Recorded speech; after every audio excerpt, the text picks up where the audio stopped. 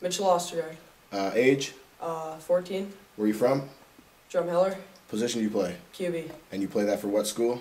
Drumheller. DVSS Titans. How'd you hear about this camp?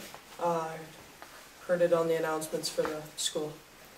What was one thing that you enjoyed about this weekend? The pushing and the running and all that. What's one change about your game that you're going to take away after experiencing this camp? Self-discipline, I guess. I asked you all weekend, and I want you to say it one more time for the camera. Will you? I will. Sure. Nicholas Baharali. And your age? 16. You're from? Stettler. And you play for? William E. Hay, Composite High School. What position? Linebacker. How'd you hear about the IRONWILL camp? Through our coaches. What was one thing that you are going to take away from this camp?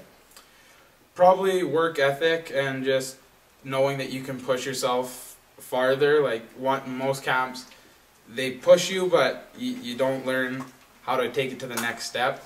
And you can take this and do it yourself now. It doesn't have to be at camps. What was the most challenging part of the camp for you? Boot camp. And after finishing it, how'd you feel?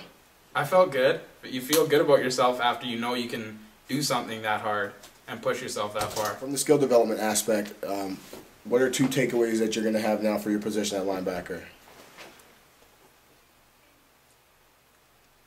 Well, there's when we were working in our individual groups, we worked today a lot on pass drops and covering DB.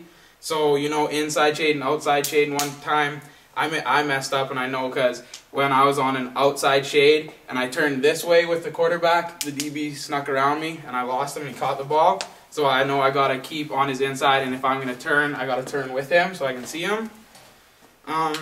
That's one thing, and